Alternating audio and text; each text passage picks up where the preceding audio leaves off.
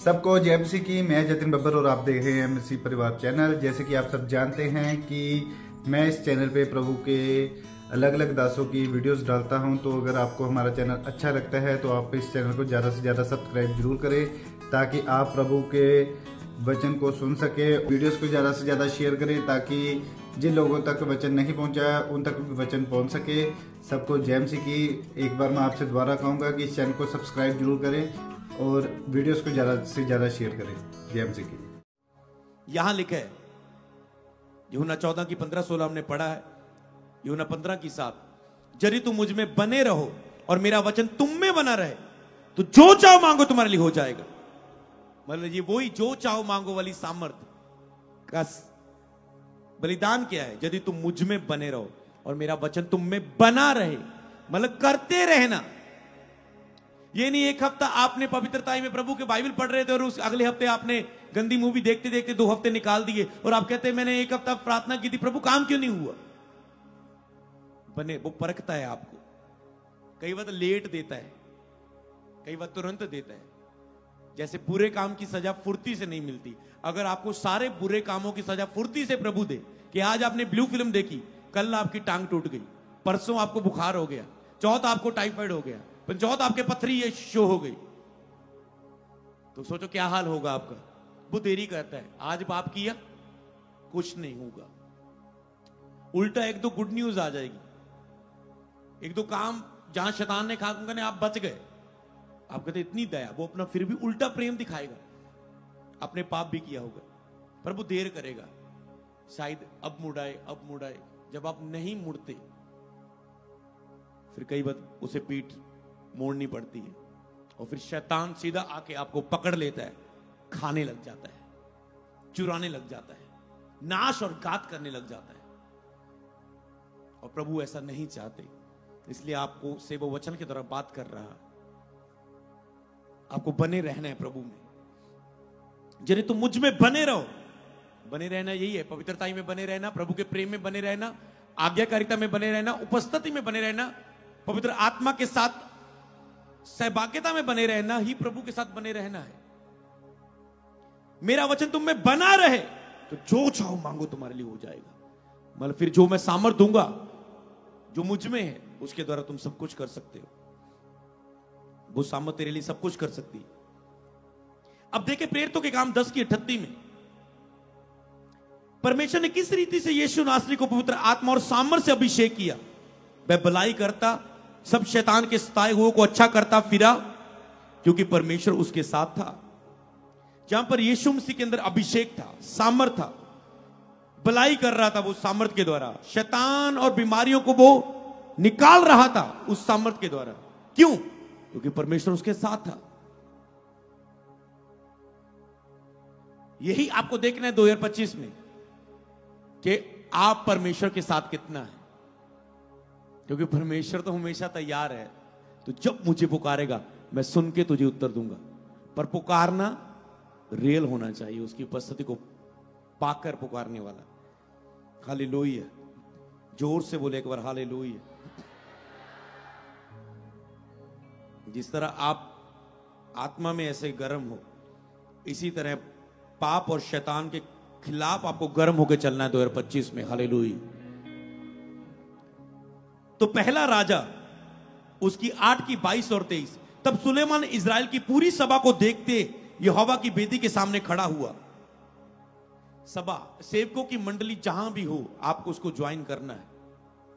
जब उस सभा में सुलेमान, जैसे मैं आपकी उपवास प्रार्थना में अगुवाई कर रहा था और कर रहा हूं आज, सुलेमान सभा के सामने परमेश्वर की वेदी के सामने खड़ा हुआ। सभा को लेके मान लो इधर वेदी है और वेदी के सामने वो खड़ा हुआ और उसने अपने हाथ स्वर्ग की ओर फैलाकर कहा, हे यहोवा, हे इस्राएल के परमेश्वर, तेरे सन्मान ना तो कोई स्वर्ग में ना तो पृथ्वी पर कोई ईश्वर है।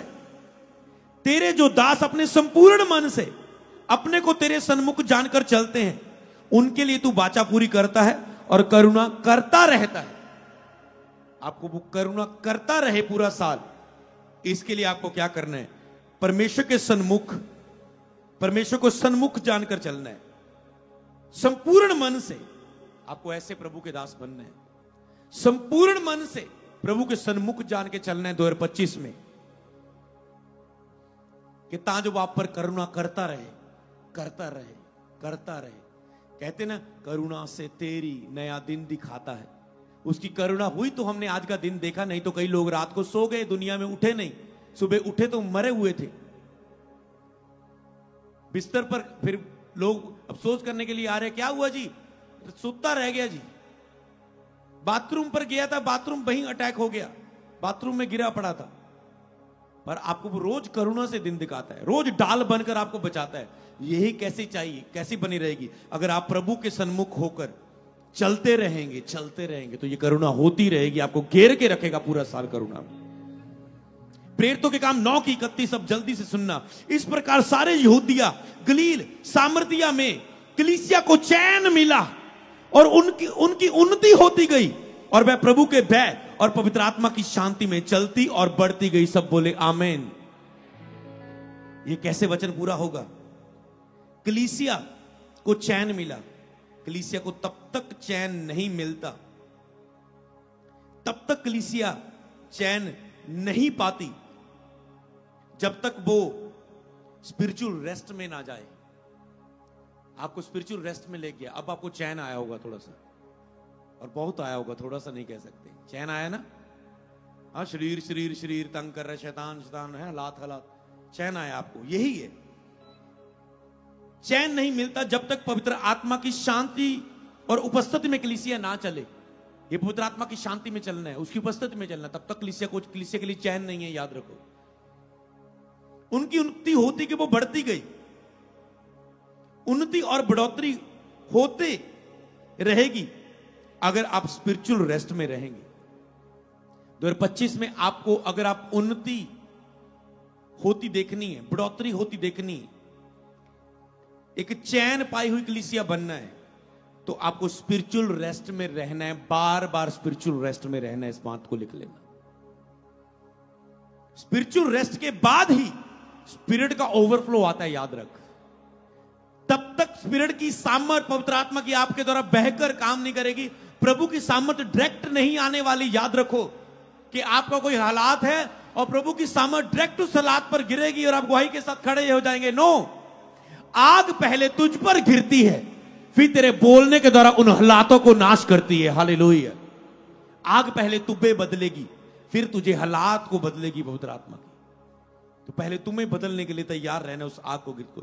जब तक तुम स्पिरिचुअल रेस्ट में नहीं जाओगे, तब तक स्पिरिट का ओवरफ्लो, स्पिरिट का अभिषेक और सामर्थ तुम्हारे द्वारा नहीं बहेगी हालातों को बदलने के लिए।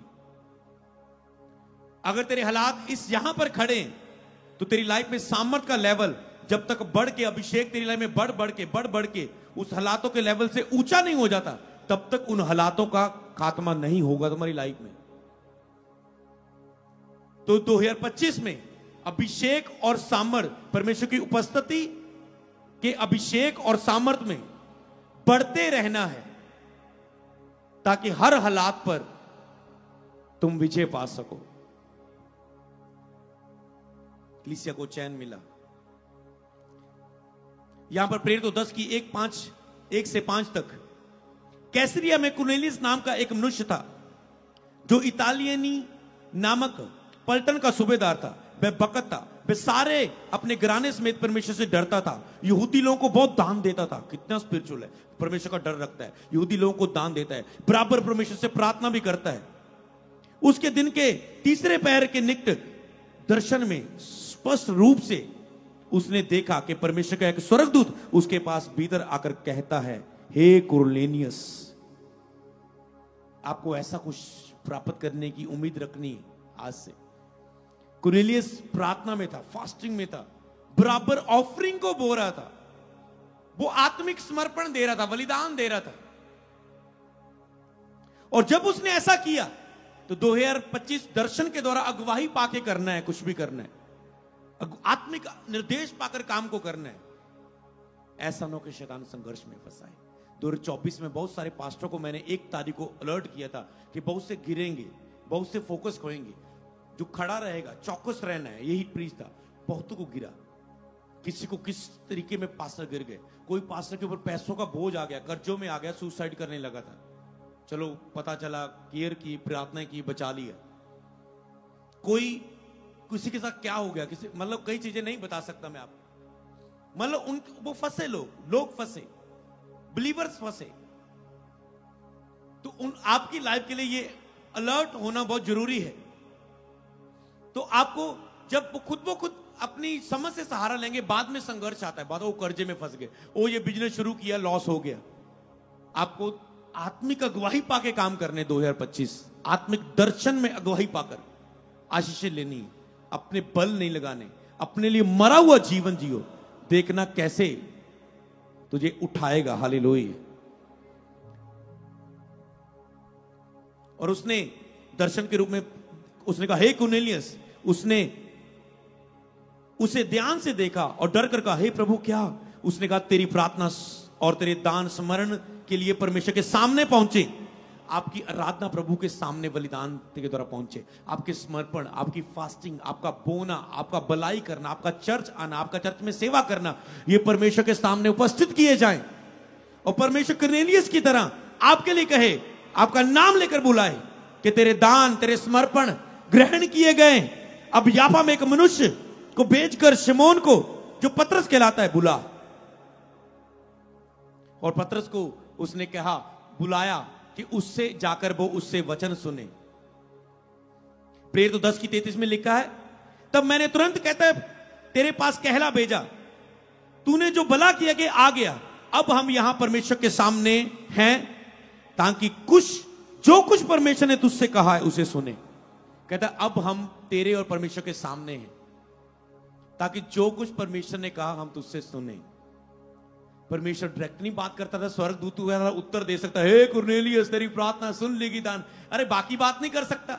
स्वर्गदूत उद्धार का प्रचार नहीं करते। उद्धार का प्रचार करने के लिए परमेश्वर ने मनुष्य को, मुझे और तुझे चुना है, याद रखना। हालेलुया। स्वर्गदूत आके कह रहे, पतरस को बुला। वो आया, पतरस इंसान आया, उसने उसे प्रचार किया, उसके पूरे घराने ने बपतिस्मा लिया, बचाया गया। हालेलुया। तो इसी रीति से आपको समझना है। कहते हैं हम परमेश्वर के सामने था, जो कुछ परमेश्वर ने तुझसे कहा है सुने। 2025 संडे सर्विस मिस मत करना। आप साल में अपने आप से पूछना, संडे सर्विस मिस करना आपके लिए आम बात नहीं होगी, आप नोट करेंगे। 2025 में ईमानदारी में, साल के अंत में मैं आपसे पूछूंगा, क्रिसमस या न्यू ईयर के दिन, कि आपने कितने संडे पूरे साल में मिस किए। आपको अच्छा रिकॉर्ड बनाना है, अपने अगुवे के सामने भी और परमेश्वर के सामने भी। हो सकता है जिनकी अच्छी अटेंडेंस रहे, मेंबरशिप शुरू हो चुकी है, जिनकी अच्छी अटेंडेंस हो, मैं आपको कुछ स्पेशल गिफ्ट भी दूं, सरप्राइज गिफ्ट। हालेलुया। चाहे मुझे खुद भी आपके घर में आके डोर क्यों ना खटखटाना पड़े। हालेलुया। सोचो, मैं आपके उस बलिदान के लिए इतना एक्साइटेड होऊंगा तो परमेश्वर कितना होगा। तो 2025 में आपने सुनना है कि परमेश्वर ने अपने दास के द्वारा इस संडे क्या कहा, निर्देश पाना है। नहीं तो आप भटक जाएंगे। शैतान आपको पूरा हफ्ता कान में बात कर करके भरमा लेगा। चाहे आप ऑनलाइन हो, चाहे आप चर्च में हो, आपको संडे का प्रचार मिस नहीं करना, बुधवार का प्रचार मिस नहीं करना। केवल संडे का नहीं, हर बुधवार का प्रचार संडे वाले लोग सुनते होने चाहिए। अगर मैं कभी पूछूं आके कि आपने इस बुधवार का प्रचार किन्होंने सुना, हाथ उठाओ, तो ऐसा ना हो कि केवल 50% लोग के हाथ खड़े हो और 50% उन्होंने ना तो लाइव सुना, ना ही तो काम से आके रात को सुना, ना तो वीरवार जाके सुना, ना तो शुक्रवार सुना, ना तो शनिवार सुना। इसका मतलब आप उस अनॉइंटिंग के लिए सीरियस नहीं है जो आपके अगुवे की अनॉइंटिंग है। अगर मैं अपने अगुवे का प्रीच ना सुनूं कि उन्होंने संडे क्या कहा, उन्होंने थर्सडे क्या कहा, तो इसका मतलब मैं उनकी अनॉइंटिंग के लिए सीरियस नहीं हूं। ये मैं आपको सीक्रेट बता रहा हूं। अगर आपने अपने अगुवे का, संडे का, मैं आपको अगुवा दिया गया हूं, अगर आपने संडे और बुधवार का प्रीच सुनने की एक्साइटमेंट आपके अंदर नहीं, तो इसका मतलब आप उस अनॉइंटिंग के लिए सीरियस, अगुवे के लिए सीरियस नहीं हो, प्रचार के लिए जो खुदा का वचन है, तो आप परमेश्वर के लिए सीरियस नहीं हो। फिर आप जितना मर्जी ऊपर ऊपर से बोले, प्रभु मैं भूखा हूं, प्यासा हूं, क्योंकि आपने मेन कार्य को जो प्रभु ने ठहराया उसको फॉलो नहीं किया। हालेलुया। तो फिलहाल इन्हीं चीजों को, वचन और बहुत है और इंपॉर्टेंट है, मैं उसे फिर आपसे बात कर लूंगा, पर कुछ महत्वपूर्ण बातें हैं जो आपको प्राप्त करनी है। कुरनेलियस ने अपने प्रार्थना और दान के द्वारा बलिदान दिए। मैं आपको बलिदान को भी मैं आपको सीक्रेट बताता हूं, फास्टिंग का भी बताता हूं, और प्रेयर का आप साथ साथ सुनते रहेंगे। फास्टिंग आप अपनी लाइफ में हफ्ते में आपको शेड्यूल परमेश्वर से, दास से, खुद, इन तीनों से प्राप्त करना है। चाहे आपकी ये फास्टिंग खुल रही है तो आगे प्राप्त करें। प्रभु आपको आपकी स्पिरिट के अनुसार कैसे देता है। अब चर्च एक फास्टिंग पर अगली फास्टिंग आपको नहीं दे देगी, तो आपको देखना, आप हफ्ते में 2 फास्ट रख लो, मंगलवार और बुधवार रख लो, और शनिवार, अगर 4 रखने, शनिवार और एतवार रख लो। मंगलवार और बुधवार की, आप बुधवार की मीटिंग को सुनने वाले हैं, आप मंगलवार फास्टिंग में, तो कैसा रखते हैं? सेम ऐसा भी रख सकते हैं कि कुछ नहीं खाया मंगलवार, सीधा बुधवार मीटिंग के बाद खाया,